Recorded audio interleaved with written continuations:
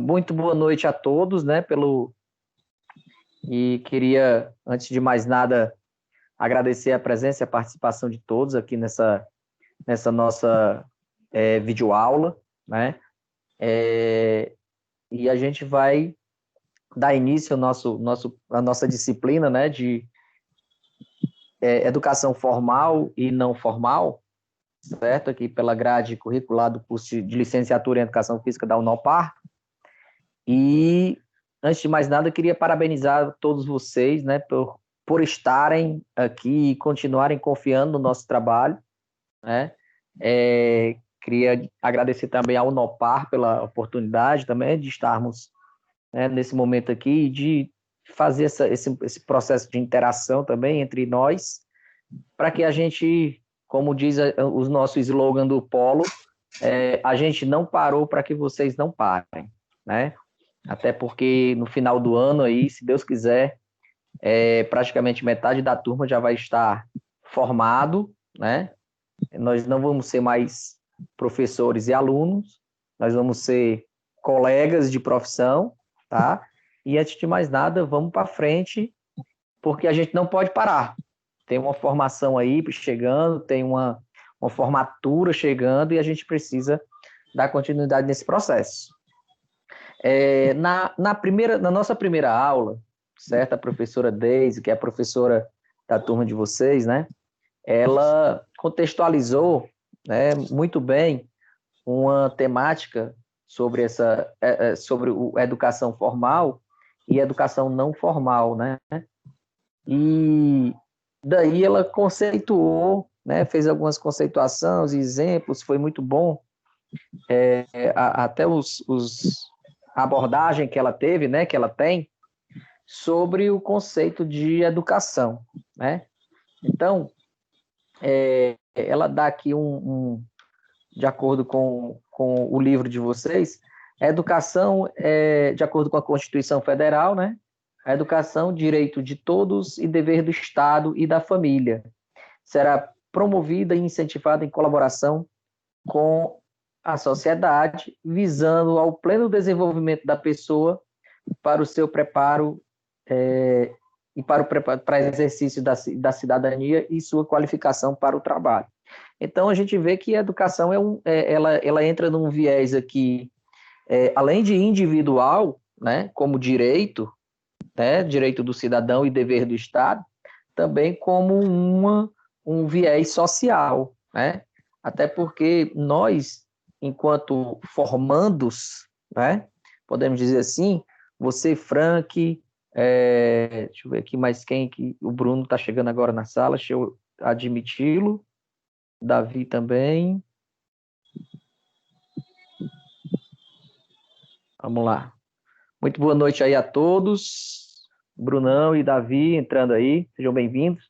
Então, assim, a gente estava falando aqui, começando a falar sobre a educação, né? E dentro desse processo da educação, né, que é um direito individual e também um direito social do indivíduo, né? A educação ela percorre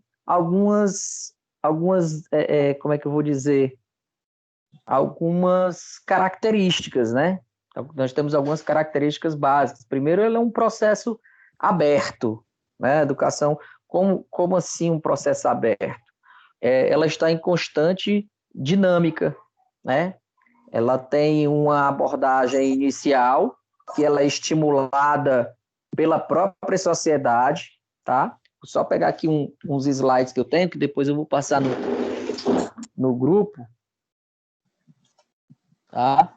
Quando ele fala sobre os sistemas, né, de educação. Então, enfim, e aí ela fala que a educação ela é um processo aberto. Por que ele é um processo aberto? Porque, assim, a sociedade ela embute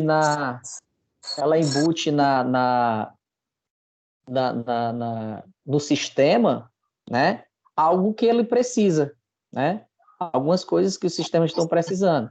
E aí, cabe à escola transformar aquele sistema tem um microfone, acho que é o teu, Bruno, tá aberto, é o do Frank, que tá dando interferênciazinha. Enfim, né? Então, assim, nós temos um processo aberto. Eu vou virar minha câmera aqui para que vocês tenham uns slides que eu vou mostrar para vocês, tá?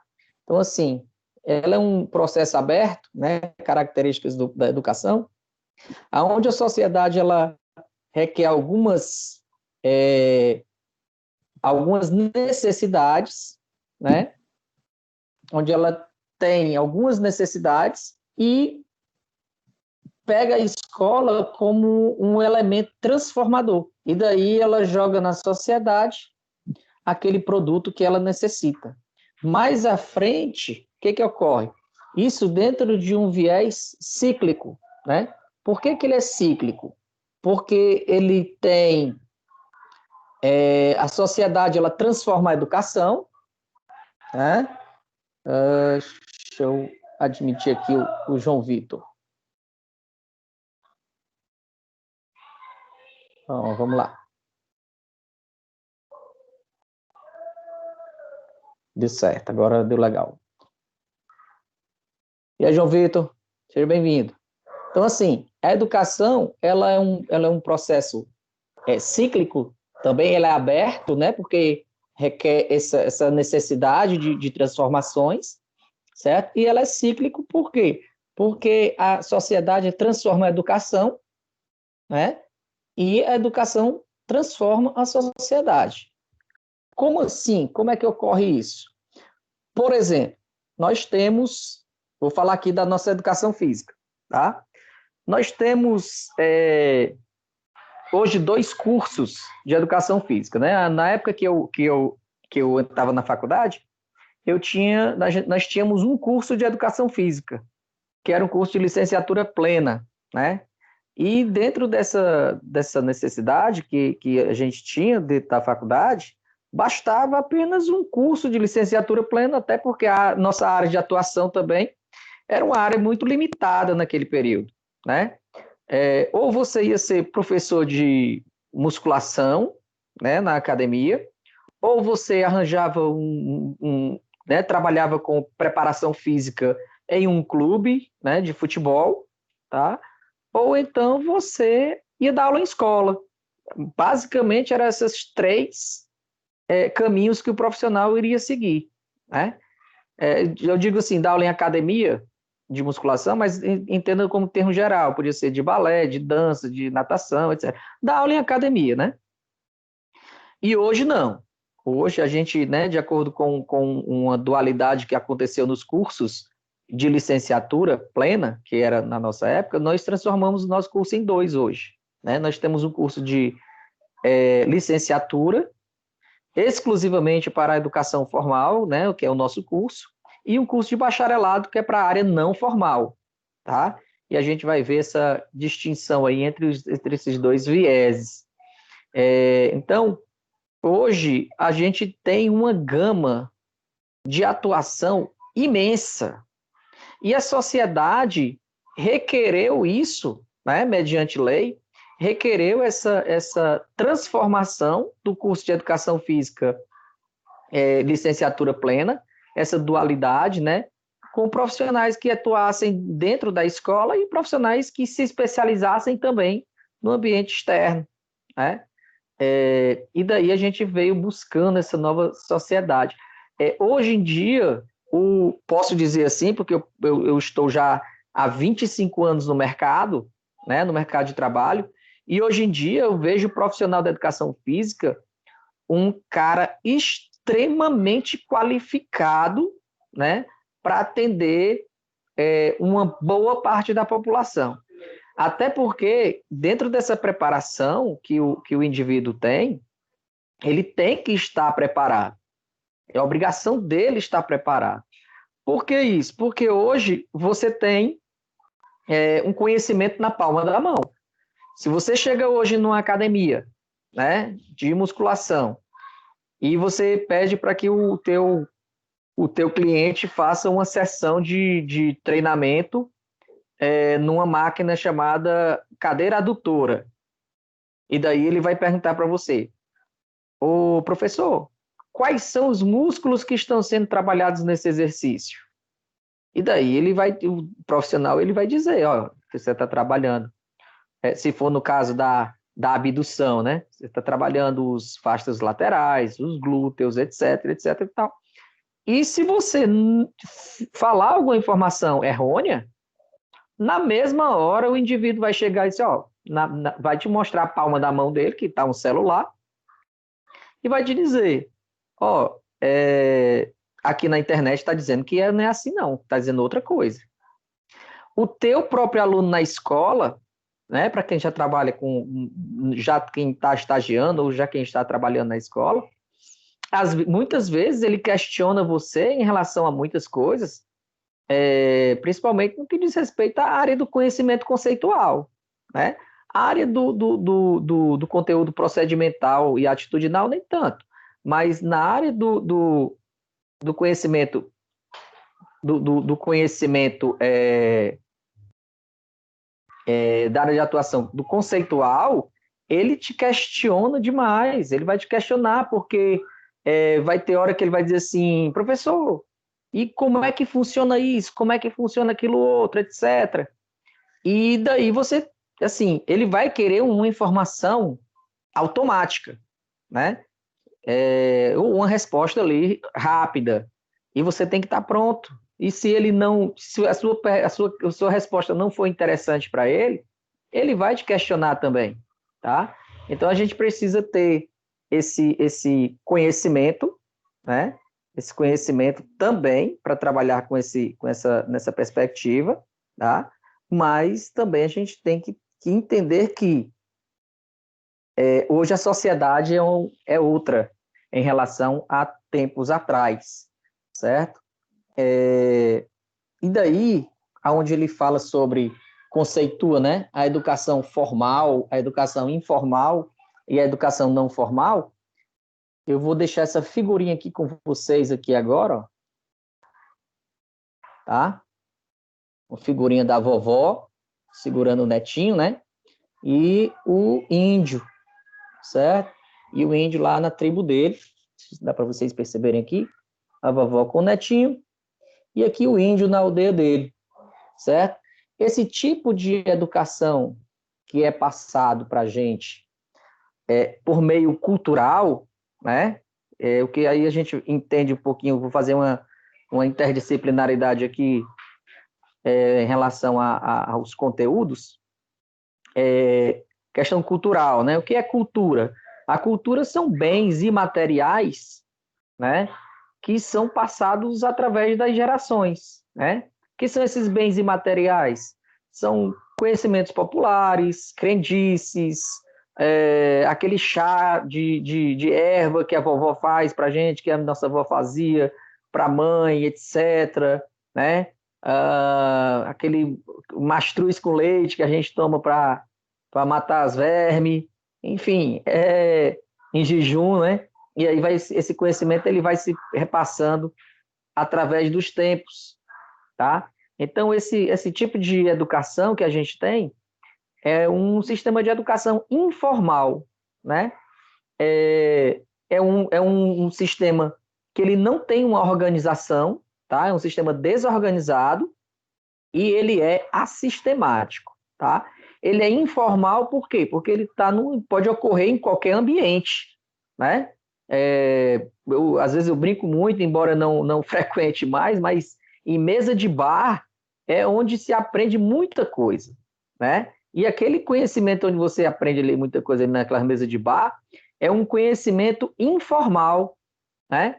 Por exemplo, acredito que o Bruno lá no tipo de treinamento que ele tem hoje, lá no clube que ele trabalha, né? O preparador de goleiros que atua com ele, que pode ser que tenha mais experiência que ele, vai passando o que a gente vulgarmente chama de bizu. O que é o bizu? O bizu é o conhecimento informal. É aquele conhecimento que ele te dá aqui agora há pouco. Por exemplo, o Davi também no handball, junto com o técnico dele, deve ter aprendido um monte de coisa, um monte de bizu. O Frank junto com a turma dele de pedal ou do jiu-jitsu deve ter acumulado muito conhecimento, né? Então, todos esses tipos de conhecimento que a gente vai aprendendo, que não são conhecimentos de uma forma organizada, né? E nem sistemática também, é o que a gente vai chamar de educação informal, tá? Nós temos também um tipo de educação não formal. Ele é parcialmente organizado. Por exemplo, vocês têm o que a gente chama na faculdade de ACO, né? Que são as atividades complementares. Então, esses cursos que a gente tem pela internet, certo? Ele, né, ele faz parte do ensino não formal. Por que ele é não formal? Porque ele segue um sistema parcialmente organizado. Deixa eu virar aqui a câmera para vocês novamente, vocês vão entender aqui o assunto. Então, assim, imagina que esse grupo aqui, tá? Esse grupo aqui, ele está fazendo algum curso ali, ou algum tipo de negócio pela internet, né? Ou algum tipo de vídeo monitoramento, etc. Então, assim, existe um currículo a ser seguido, né? Existe um planejamento a ser seguido, um roteiro, um conteúdo a ser seguido, mas ele não é organizado. Você pode... Organizado no sentido de que você não precisa de uma plataforma, né? Você pode pegar qualquer plataforma para assistir essa sua aula, e você também não tem uma obrigatoriedade de entrar naquele ambiente exatamente naquele dia, naquela hora, como num ambiente formal, tá? Então, por isso que ele é parcialmente organizado, tá? Esse nosso tipo de aula aqui, ele pode ser considerado um tipo de aula não formal, embora esteja acontecendo pela internet? Não.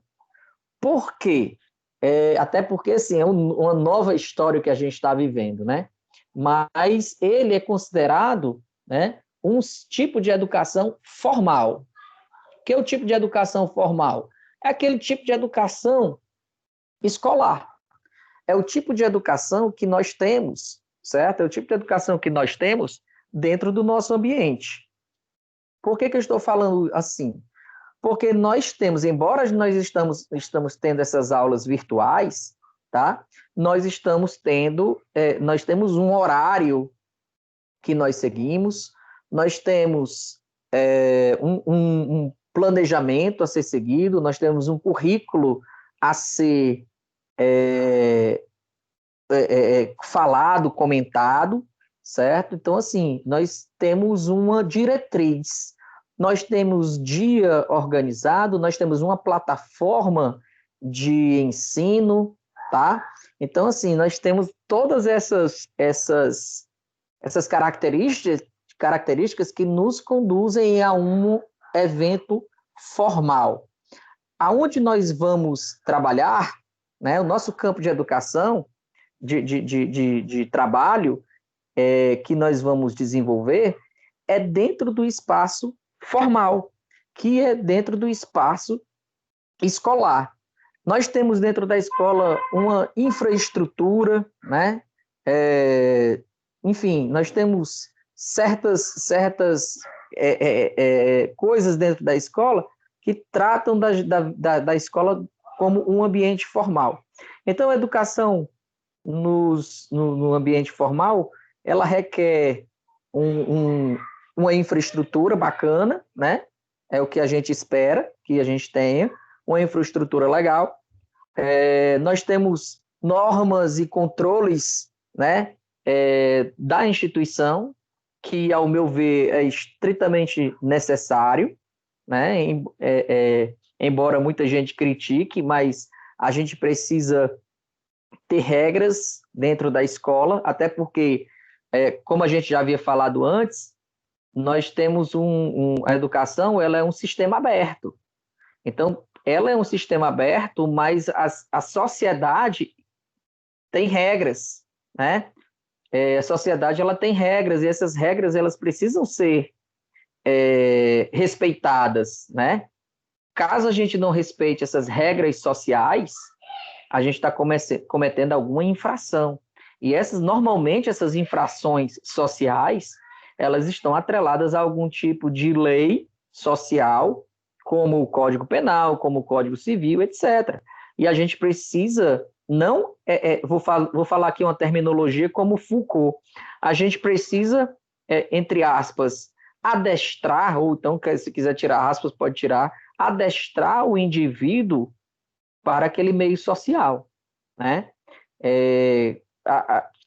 Caso não aconteça essa diretriz, vamos dizer assim, essa diretriz não seja cumprida, vão acontecer algumas penalidades, né? Podem acontecer algumas penalidades. E também esse ambiente, né, esse ambiente formal, ele requer um tipo de avaliação. É uma avaliação que é classificatória, como o slide está falando aí de vocês, né? Porque requer, caso seja uma avaliação satisfatória, você muda de série, né? E, enfim, é uma coisa que eu, às vezes, não entendia nas minhas aulas de didática e, numa forma geral, onde todos os livros falavam que a escola reproduz o ambiente social. E eu não concordava com aquilo, porque, na minha ótica, a escola ela tinha que formar o ambiente social. Mas, na verdade, nesse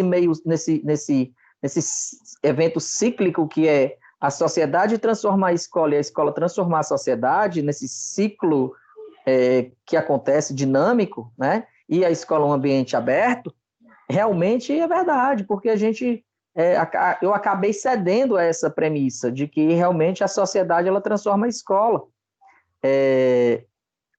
Porque, deixa eu só admitir a graça aqui, pronto. Então, assim, porque muitas vezes a gente acaba muitas vezes a gente acaba sendo refém, né, da nosso próprio sistema de ensino, tá? Até porque também a escola ela tem uma função social, certo? Ela tem essa função social, que é para contribuir, né, para a ampliação de oportunidades de aprendizagem e desenvolvimento do aluno. Nós ainda não temos uma educação escolar e, aliás, uma maturidade, né? Nós que eu estou falando enquanto alunos de escola ou enquanto alunos de um ensino superior, né, de educação superior, para que a gente decida o nosso currículo, né, principalmente os alunos. Então, eles precisam realmente seguir um lineamento e um delineamento para isso, tá? A professora falou também na primeira aula sobre a Declaração Mundial da Educação para Todos, né? De que a nossa própria Constituição ela prevê isso, né? Educação para todos e uma educação pública, gratuita e de qualidade. Enfim, existem algumas coisas que a gente precisa considerar sobre essa educação de qualidade, né? E sendo educação de acesso a todos. Infelizmente, a gente não tem uma educação que seja acessível a todos, inclusive até as próprias instituições oficiais, né? Visto que poucas escolas elas inserem realmente as pessoas na sociedade, né? Ou no seu egresso para a sociedade. Existe também a questão da inclusão, na inclusão social, né, que tem um viés bastante complexo. Nós temos também a inclusão de indivíduos deficientes também. Muitas das escolas não estão preparadas para receber essa clientela. Enfim, a gente, enquanto sistema, a gente ainda tem que evoluir muito, embora a nossa educação ela seja oriunda desde 1532, quando os jesuítas chegaram aqui no Brasil. Então, de 1532 para cá, infelizmente, evoluímos pouco na educação, né? mas se Deus quiser vai dar certo e a gente espera um país melhor, né? Dentro desse aspecto, né, ela faz uma pergunta: educar para quê? Então, assim, nós nos educamos para a sociedade, para os nossos filhos, para a gente ter um mundo melhor, né? Existe uma questão também dos novos espaços de formação, como ela fala aqui, que são as ONGs, né? Que trabalham também em projetos sociais. Dentro dos projetos sociais, acredito que vocês devam conhecer alguns projetos sociais também que são bastante interessantes no que diz respeito à educação informal, né? O indivíduo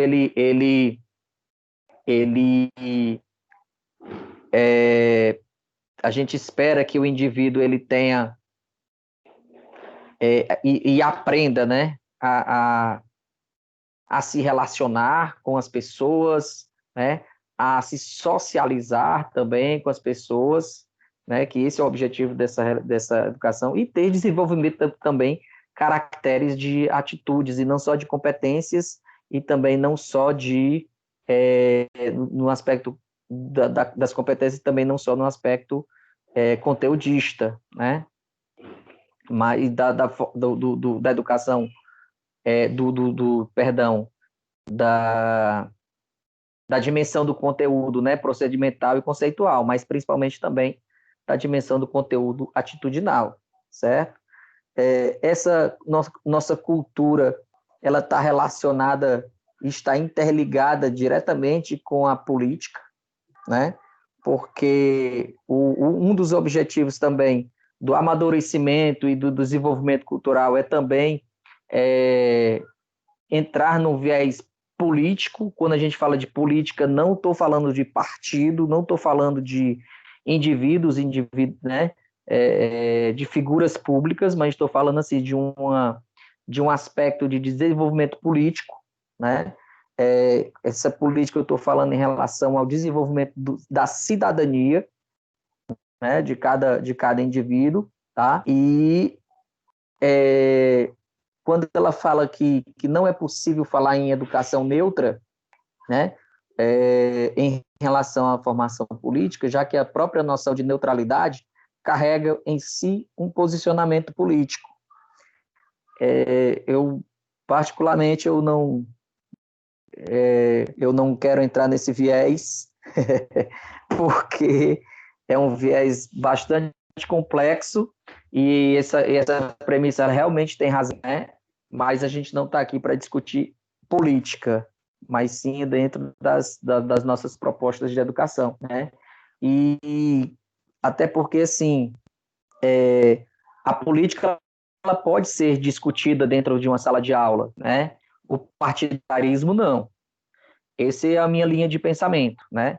Existe um movimento no Brasil que é um movimento de escola sem partido, certo? Na qual eu comungo desse viés, tá?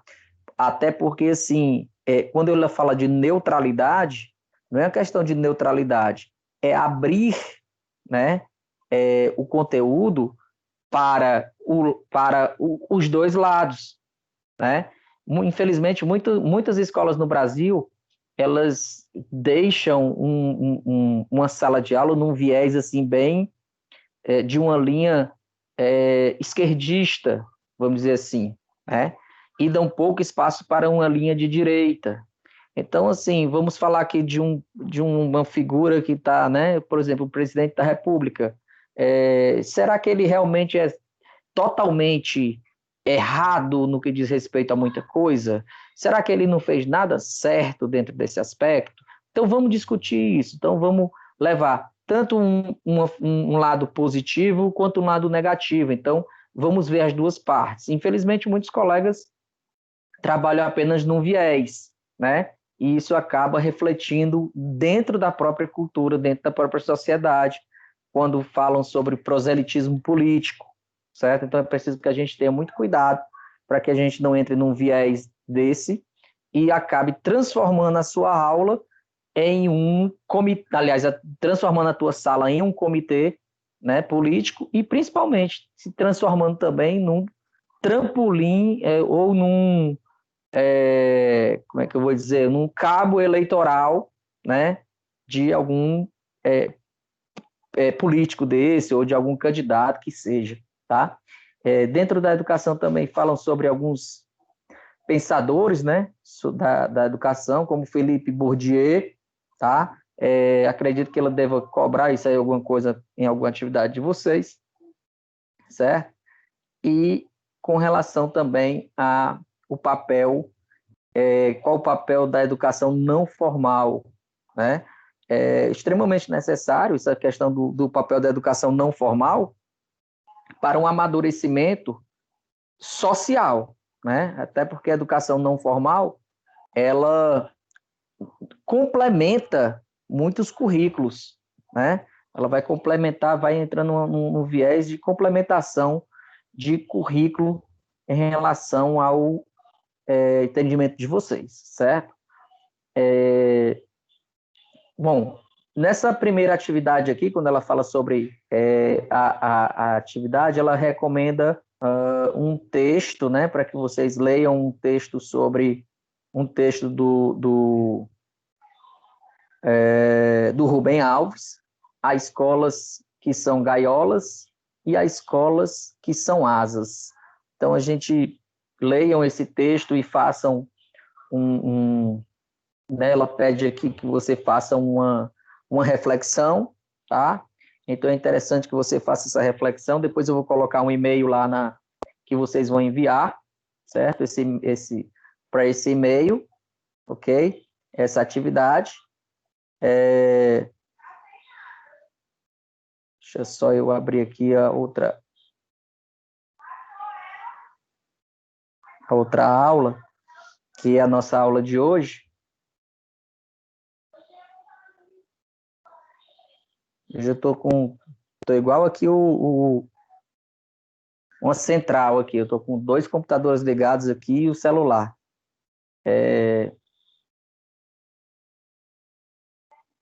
Deixa eu abrir aqui a aula. Está abrindo, foi a aula atividade.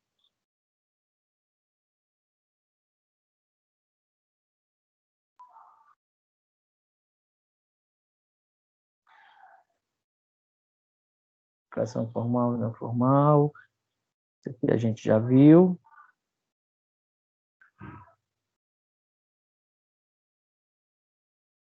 Deixa eu ir deletando aqui as coisas.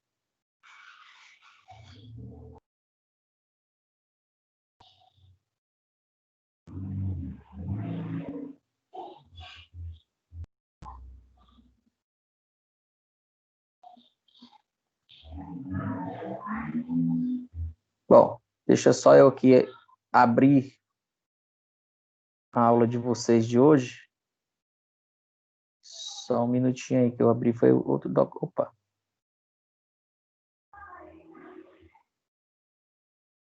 Eu não abri os slides, abri foi a aula atividade.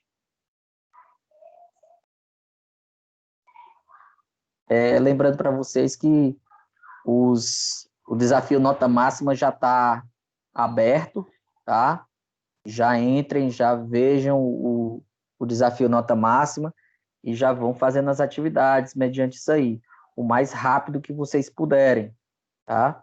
Não deixem para fazer tudo de última hora.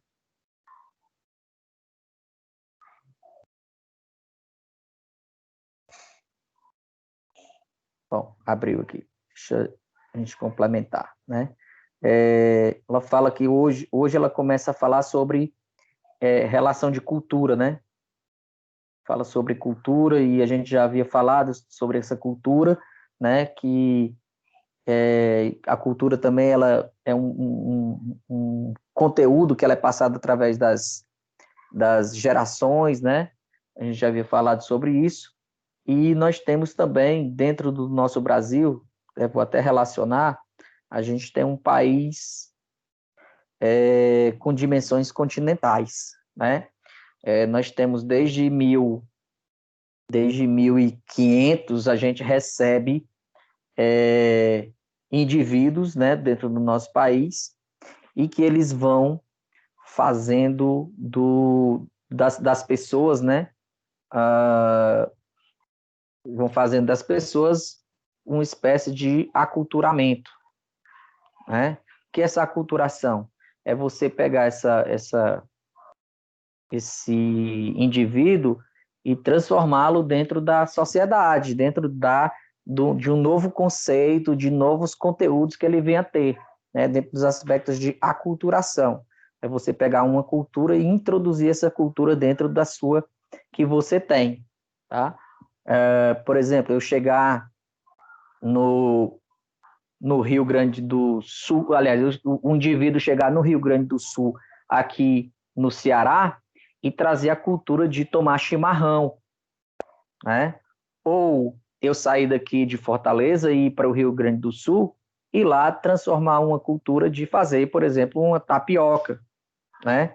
Então, às vezes, a gente precisa ir culturalizar aquele indivíduo. Então, entra no processo de diversidade cultural, né? Nós aqui no Ceará, especificamente aqui no Ceará, a gente porque eu estou falando aqui no Ceará, e especificamente de Fortaleza, porque nós somos uma cidade mega cultural, né? Nós temos centros de turismo muito grande, e a gente recebe aqui, além de irmãos brasileiros, né?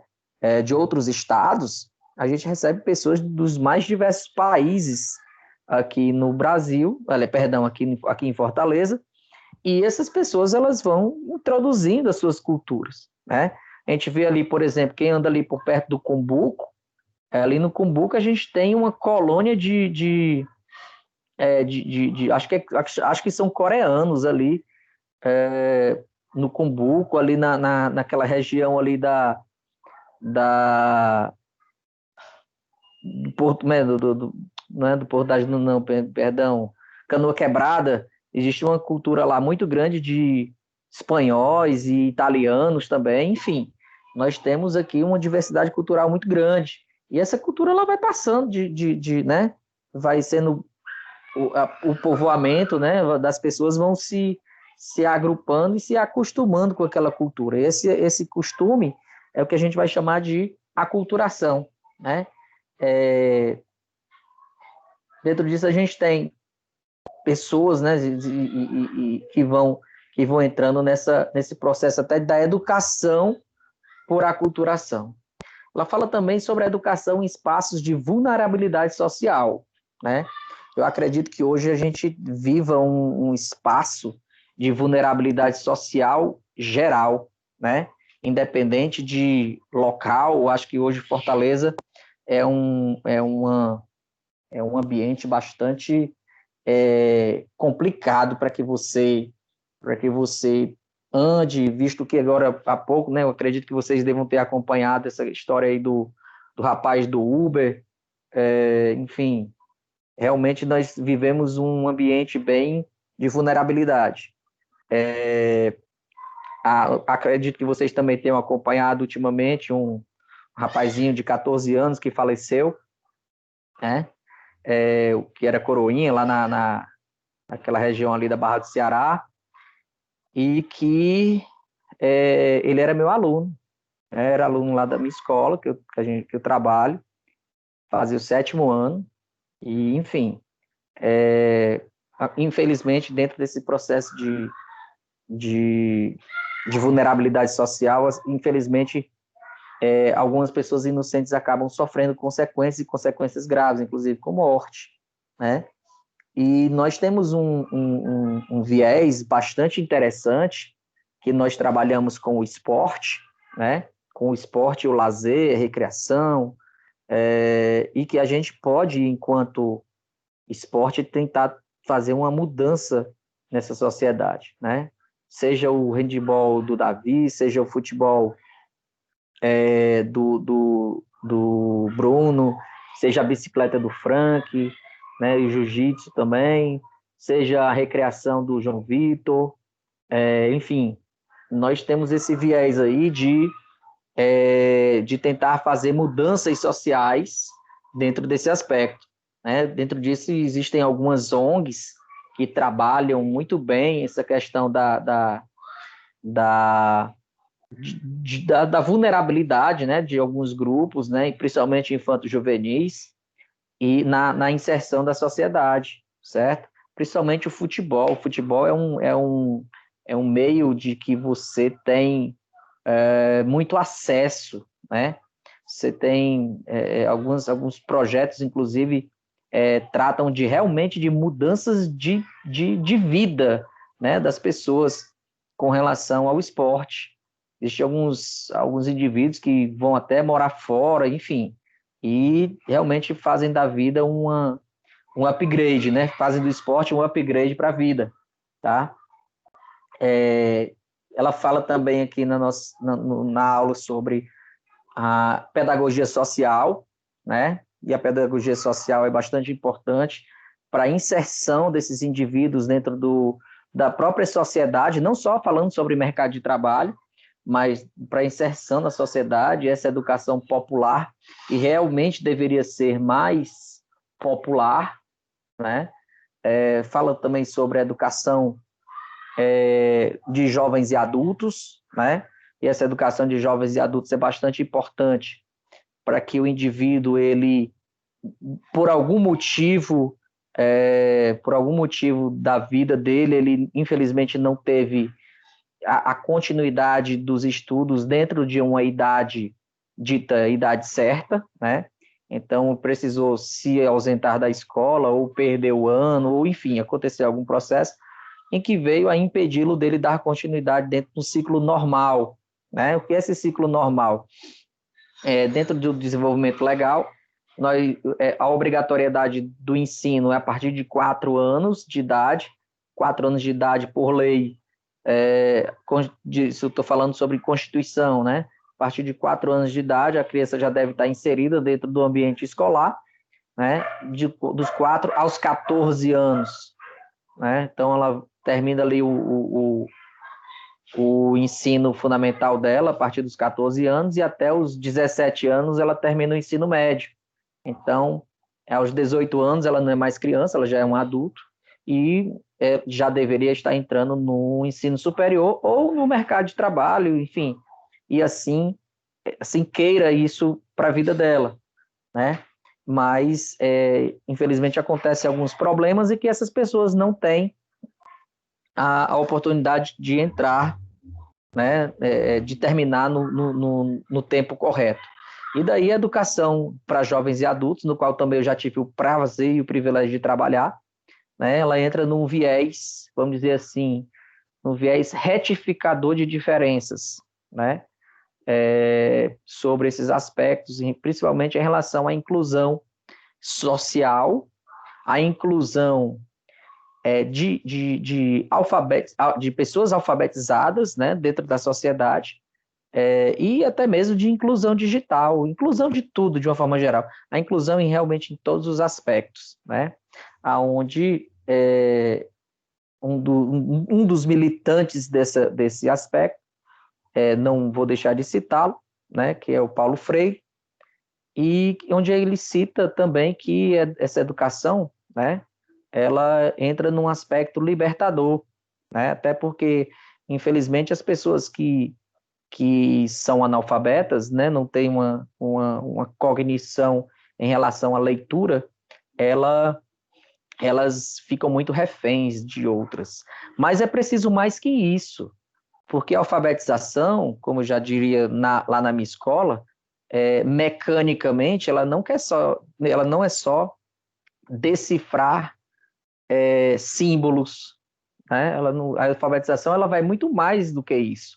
Ela vai, além de decifrar símbolos também, dizer que saber, e o indivíduo tem que entender o que significa aqueles símbolos, qual o sentido daquilo ali, né? Não basta só ele ler que BII, CLTA, né? Que chama, a gente traduzindo isso vai bicicleta. Ele precisa não entender que aquele objeto ali, ele além de ser um objeto, ele é um meio também de transporte, né? ele é um meio na qual você pode se sustentar, um meio de trabalho, um meio de transporte, enfim, é um meio recreativo, um meio de lazer, um meio esportivo, é uma atividade também de saúde, enfim, olha só o sentido de uma simples palavra bicicleta. Ela não é só uma organização sistemática de letras, ela não é só não é só um substantivo simples, né, e concreto, mas ela requer uma gama de sentidos, né, de sentidos mais amplos, né? E ela fala também sobre os movimentos sociais e, e ela me ressaltou aqui um negócio muito sensível que em relação às minorias sociais, ela fala sobre dar ouvidos a essas minorias, fazer com que essas minorias elas aconteçam. E realmente ela está certa, né? Em relação às minorias.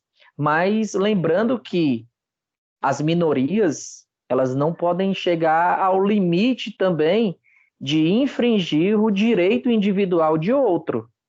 Isso um negócio bastante sensível em que, às vezes, o que infelizmente acontece no país, né, e no nosso meio contemporâneo, são as minorias entrarem num viés ideológico.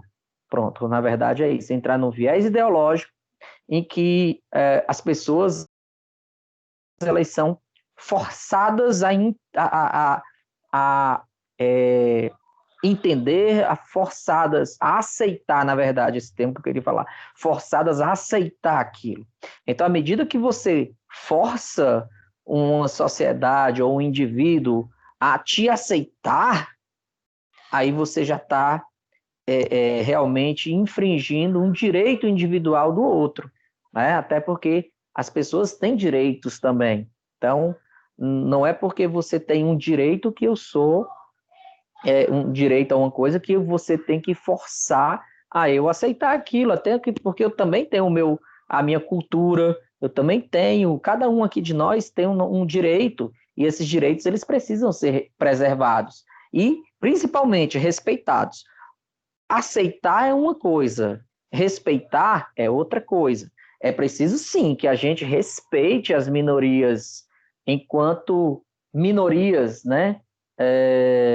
Mas a gente precisa também entender que tanto existem direitos do lado das ditas minorias, como também existem direitos individuais das pessoas, e elas precisam ser respeitadas nesse viés também, né? E aí ele fala também sobre o papel da educação relacionada a esses movimentos sociais. A palavra de Deus, eu gosto muito de citar, fala sobre verdade, né? E aí, na hora quando ele diz que a verdade vos libertará, sem fazer apologia política, certo? Mas realmente a verdade ela liberta. A educação ela liberta, porque o que é educar? É você fazer com que o indivíduo ele tenha o seu próprio viés ideológico, ele descubra por si só o que é a verdade para ele, né? Então, assim, por exemplo, o que pode ser verdadeiro para mim, né? Deixa eu só. O que pode ser verdadeiro para mim, deixa eu só admitir aqui a Gerlânia.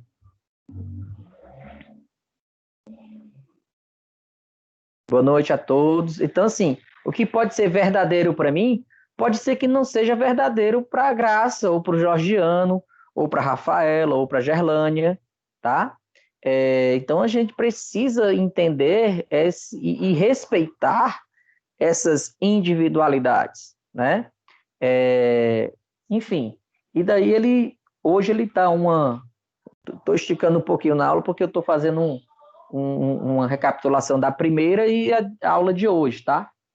E daí ele fala sobre os espaços não formais, né?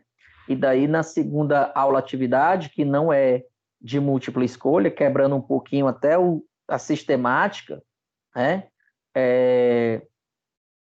Primeira coisa, ela faz aqui solicita, né, para que em grupos de 3 ou 4 alunos haja uma discussão e reflexão sobre o papel do docente em espaços não escolares, tá? Então, você vai ver como é que funciona essa história e escrever também um texto na qual o papel do professor, né, o papel do docente, qual será o papel do profissional de educação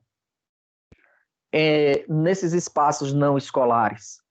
Então, o espaço não escolar, ele requer uma educação não formal e também uma educação informal.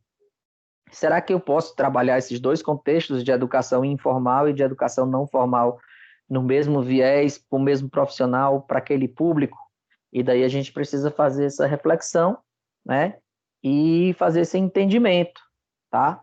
Sobre esses aspectos, ok? Então, eu queria que se alguém quiser tirar alguma dúvida, tá? Nós estamos já com 1 hora já de gravação, 1 hora de aula, e daí, se alguém tiver alguma dúvida, tiver algum esclarecimento a ser tirado, pode ser agora, tá bom? Estou a ouvidos. Só aí você desativa o seu microfone e aí você pode contribuir com a gente. Quer falar, Frank? Só dessa parte aí, né, que tu falou da questão interessante, a questão da política, né? Tá escutando aí, Otis? Sim, estou escutando, pode falar. Como você falou, né, e até como ela falou aí também, a questão da política, que ela até cita na parte do texto aí que a política não se debate, né? Só que não se debate a partir do momento que não tem entendimento de ambas as partes, né? Essa questão Na verdade, eu não concordo com ela sobre esse aspecto, né? Política é para ser debatida. Para ser debatida, sim. Porque, infelizmente, a gente vive num país cheio de corrupção, cheio de desigualdades, exatamente porque, quando ela diz que política você não é para ser debatida. O que eu acredito que não é para ser debatido é o partidarismo político, que é outra coisa. Se você ser partidário é uma coisa, você ser político, até porque nós precisamos ser políticos, porque a política ela é um meio de análise crítica social. Não, justamente. E o que acontece aí nessa questão aí do debate político, né? Como você falou aí também, que as pessoas elas não são preparadas. E a gente se depara com alguns professores, quando a gente vai tendo um conhecimento, que a gente vai vendo que aquela galera ali está meio engessada ainda, presa dentro de um quadrado ali, e acontece essa questão aí que você falou, por exemplo, uma criança pergunta uma coisa para você, professor, como é que é assim, assim? Aí o professor só olha assim e diz, é desse jeito aí mesmo. Ah, é porque é assim, entendeu?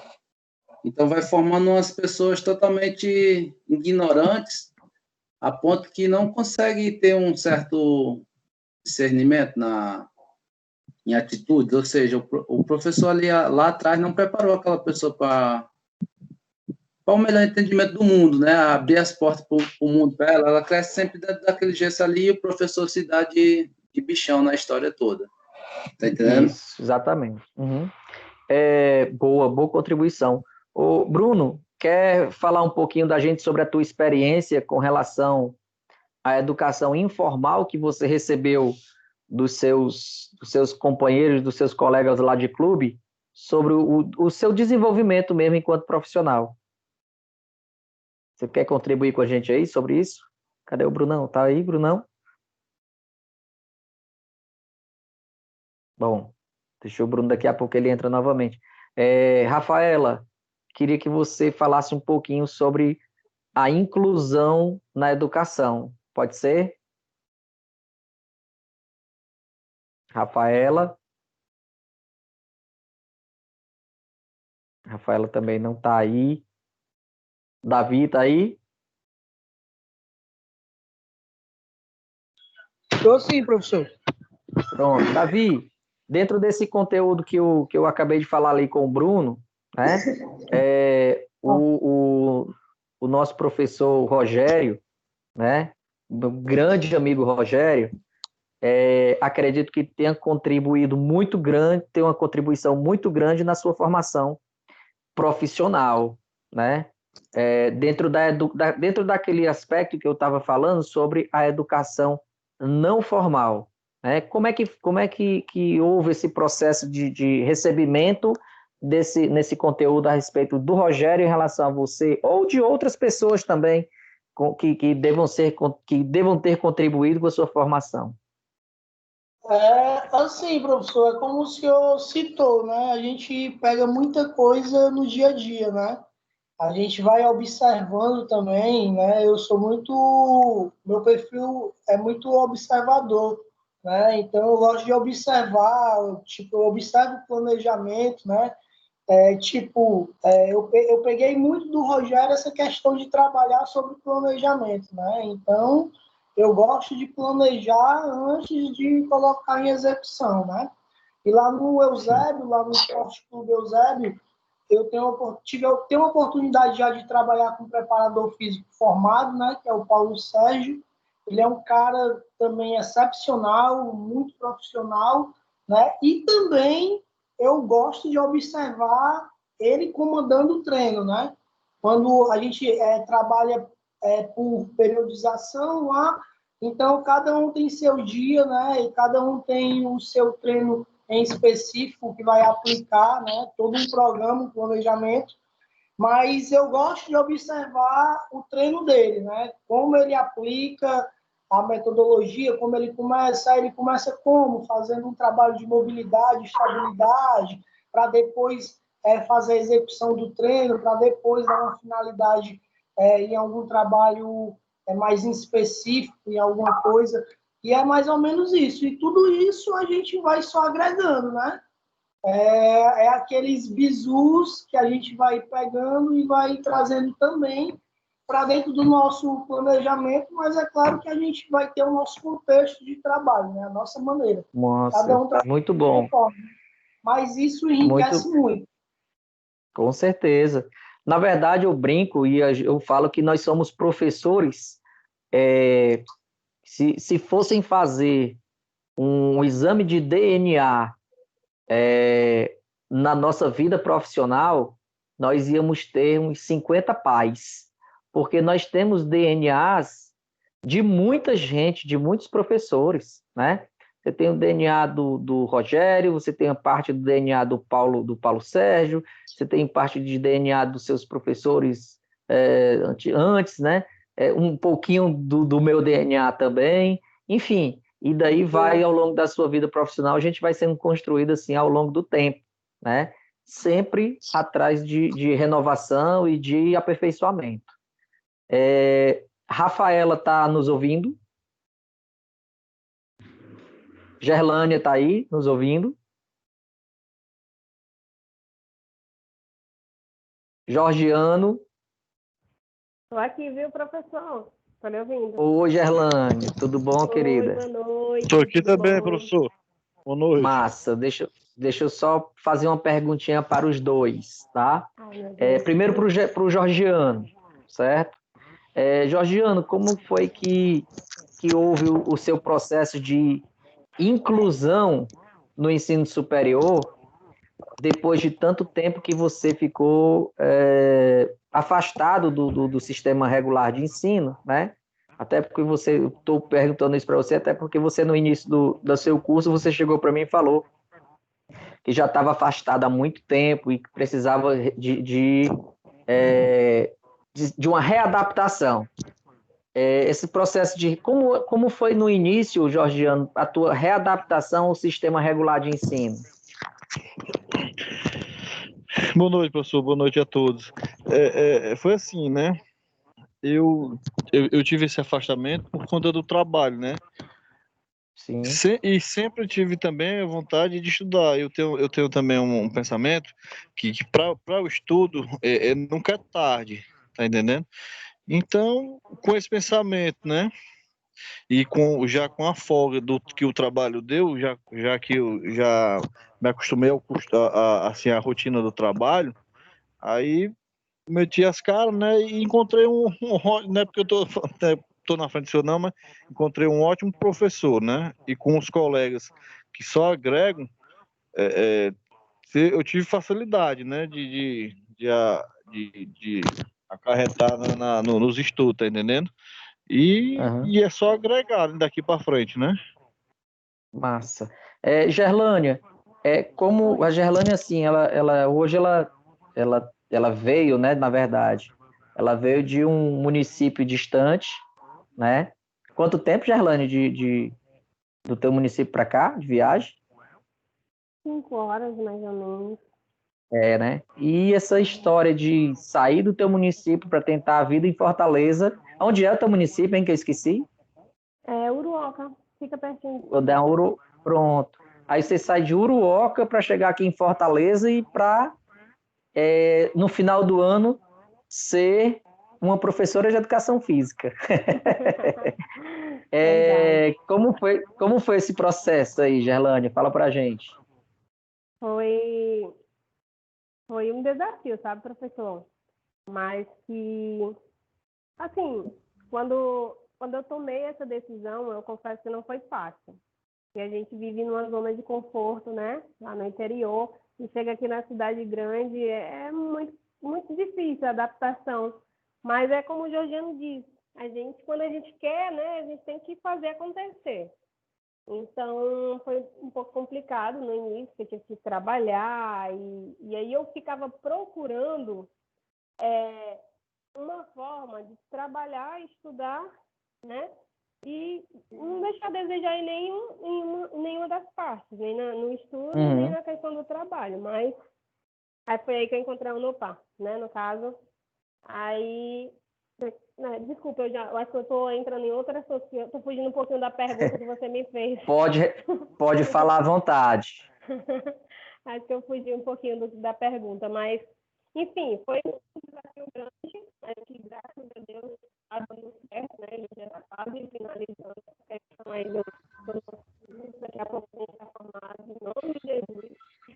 Amém. E assim, né? No início foi complicado porque a questão do trabalho, eu trabalhava um pouco e a questão do curso presencial acaba a gente acaba entrando achando que vai ser mais fácil, mas a gente acaba tendo responsabilidade muito maior, né? Muito maior. Uhum. Tem que ter muita disciplina para se adaptar a essa questão. Você tem que se dedicar muito, muito mais do que no meu ponto de vista, né, no caso. Porque o curso Isso. presencial, você está ali todo dia e tal, tem que ir. E é da mesma forma. Só que se a gente tiver cuidado, a gente acaba relaxando o curso presencial e acaba deixando de desejar. Uhum. É isso. Massa. O Adeliano entrou agora na sala. Adeliano, boa noite, querido. Adeliano, Boa noite, professor. boa noite, meu Um querido. pouquinho atrasado Adeliano, aí, mas deu certo. fica tranquilo. Nós estávamos falando aqui, Adeliano, sobre a educação não formal, certo? Oi, Gerlândia. Tá com eco muito forte, não consigo entender. A tua ligação, teu áudio está falhando um pouco, Gerlândia. Pronto, deixa eu só falar aqui. Adeliano, a gente está falando aqui agora há pouco sobre essa história da educação social, certo? Na educação não formal. E o Adeliano, para quem não sabe, o Adeliano é um dos organizadores e dos gestores de uma ONG, né? E aí a gente estava falando sobre a educação em áreas vulneráveis, Adeliano. O Adeliano, no mínimo, deve ter assim 3 dias para falar só sobre esse aspecto da vulnerabilidade social que a gente vive e das dificuldades na educação. Adeliano, quer falar um pouquinho sobre o teu trabalho lá e como é que funciona a educação lá sistema de educação de uma forma geral, né, lá na ONG? Ela- Hoje eu faço parte de duas, né? Na verdade. Comecei no projeto Trampolim, aqui na comunidade, e hoje também eu faço parte da FETRIES, né? Não sei se alguém já ouviu Uhum. falar, é a Federação de Sim. Triatlo, né, que a gente tem aqui no estado. A Tessia ainda está à frente, tá? Ou é a mãe dela ainda? Assim. Ela e a mãe dela à Pronto. frente, a dona Fátima. Então, mande um grande abraço para minha colega de faculdade. Mando sim. Pode deixar. E assim, as dificuldades são as mesmas, né? Que a gente trabalha com o público do mesmo local, né? Mesmo bairro, da comunidade. E eu sou localizado aqui na Areninha, aqui do Rodolfo Teófilo. E a gente vê muita dificuldade. Quem está à frente desses trabalhos percebe bastante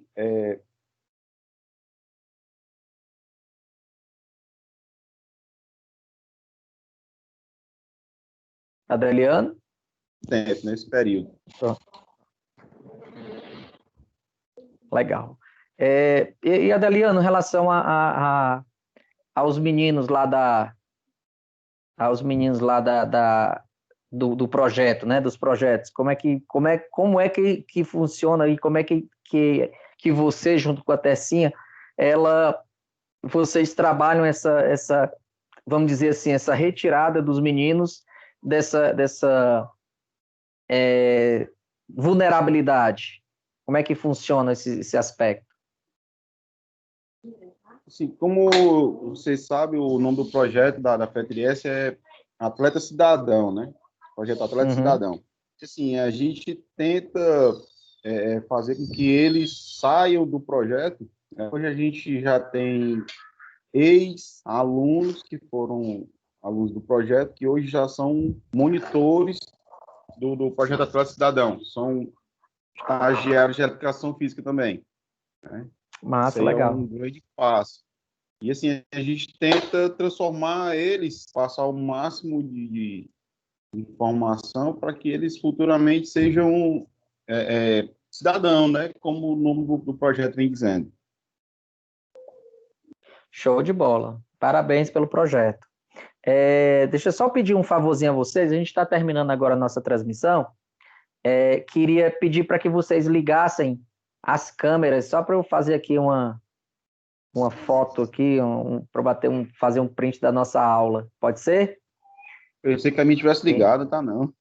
Não, tá não.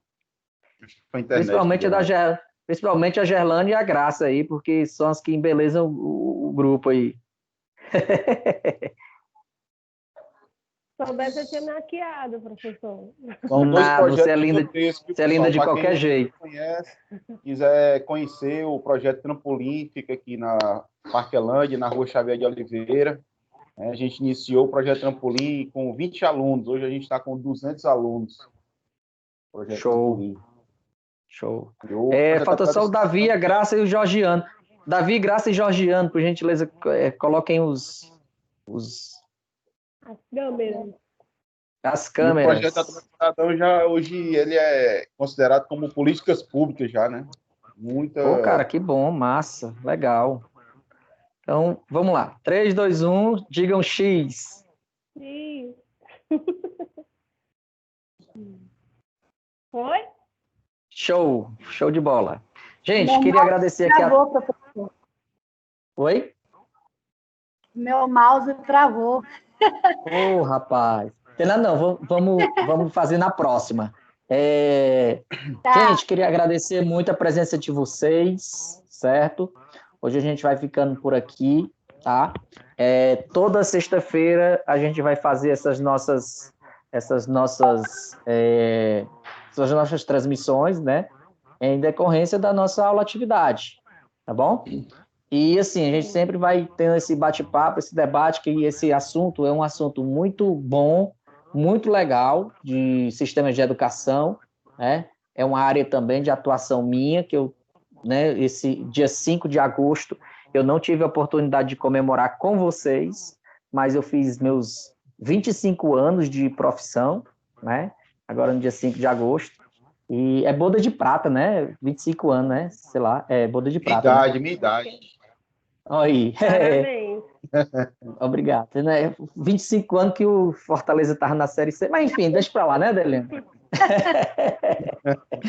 E, enfim, queria agradecer a todos vocês. Lembrando que eu vou...